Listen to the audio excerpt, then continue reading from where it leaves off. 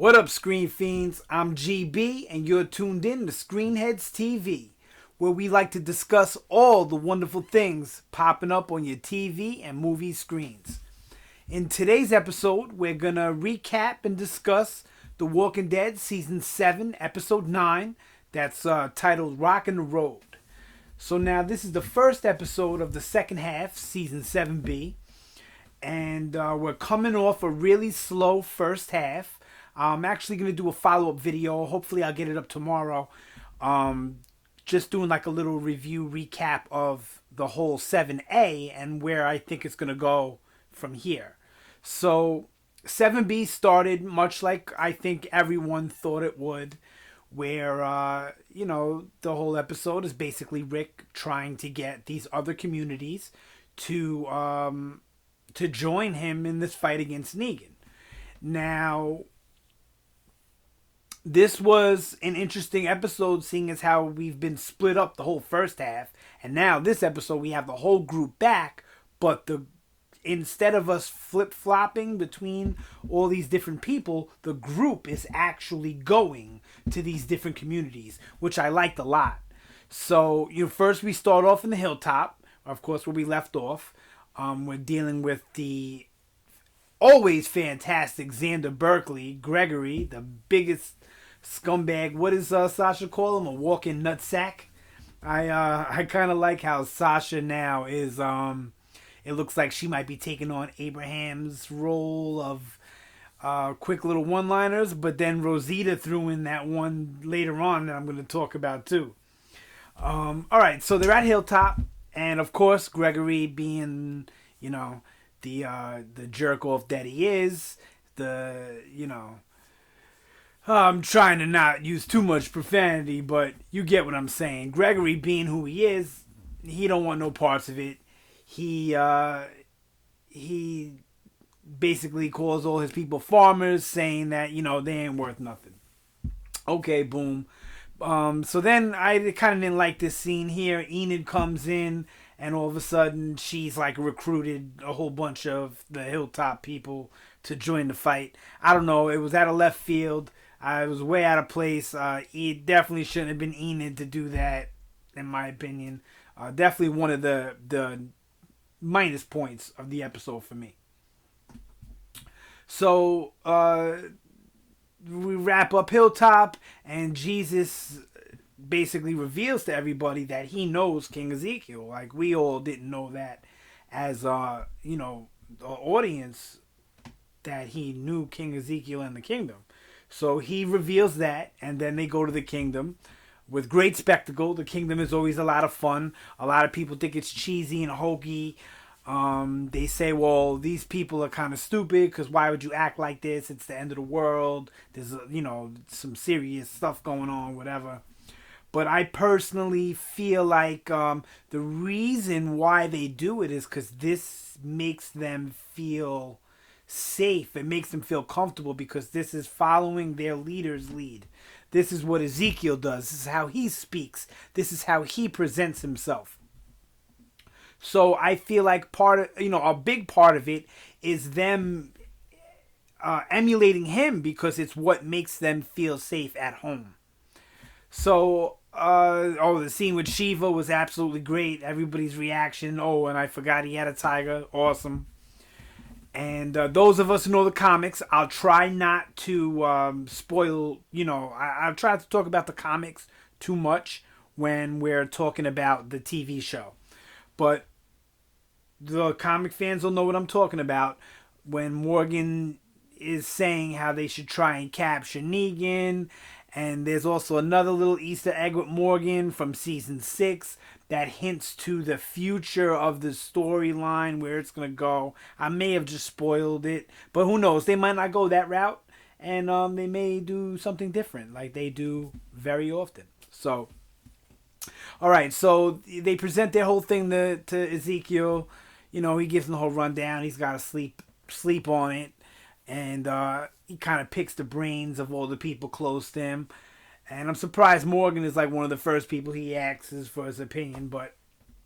We all know that Morgan is going to try to avoid the war, avoid death at all costs, right? So So Ezekiel finally basically tells them, no, sorry, can't help you in the fight. I'm going to keep on protecting my people the way I know how, which to a lot of us looking in is kind of a suspect, way to do it. It's like a bitch move. But it is smart, but still you're still succumbing to this man's boot on your neck, basically. So there's no way around that. All right, so they fail at that. And I think at this point, Rick is like, man, I don't know what we're going to do. The Hilltop won't back us. We got like 8 people from the Hilltop, 12 people from the Hilltop.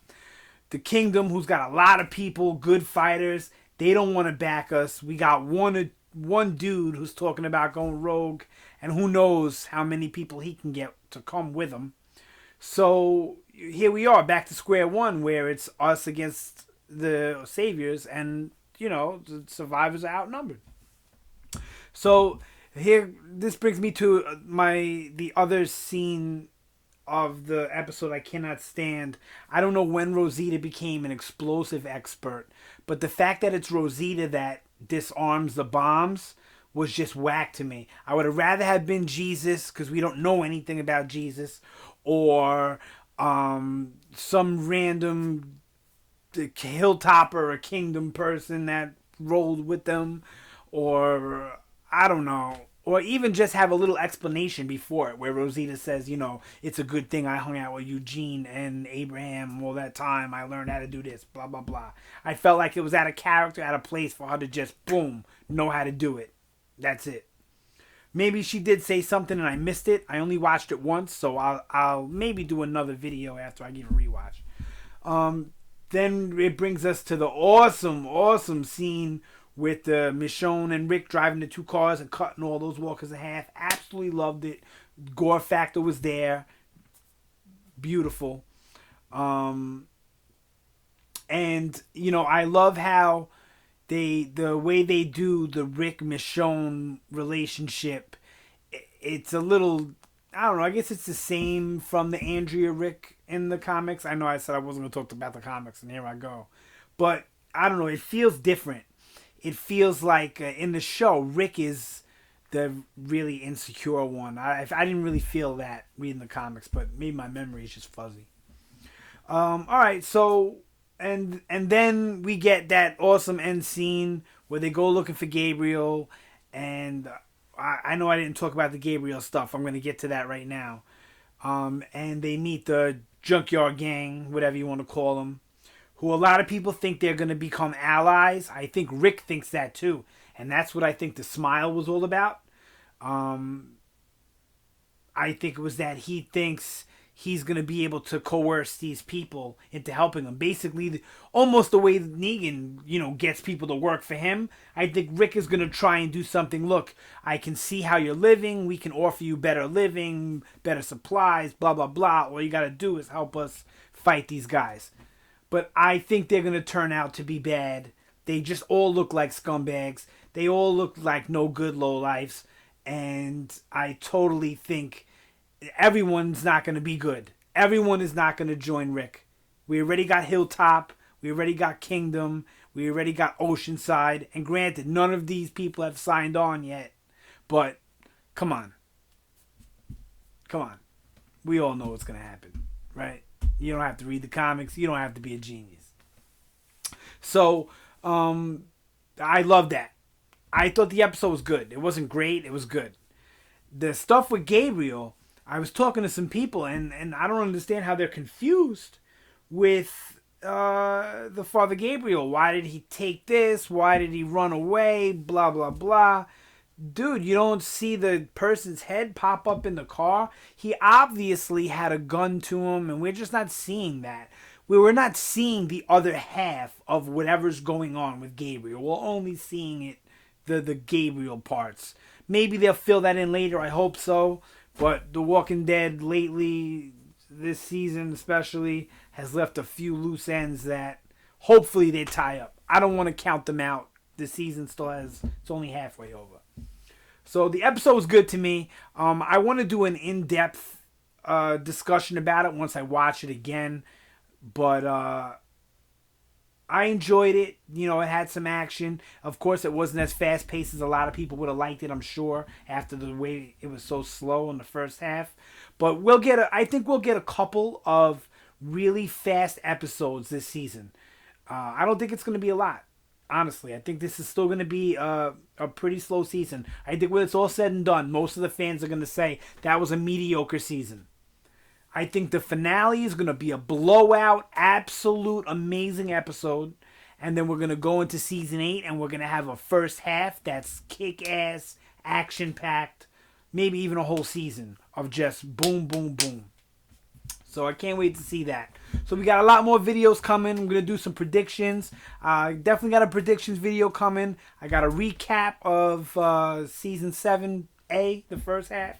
And then I think I'm going to do a more in-depth discussion on episode 9, maybe in a day or two when I get a chance to watch it again. So I hope you enjoyed the video.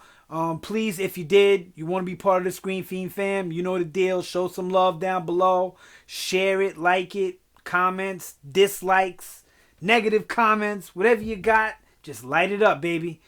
And I will see you next time.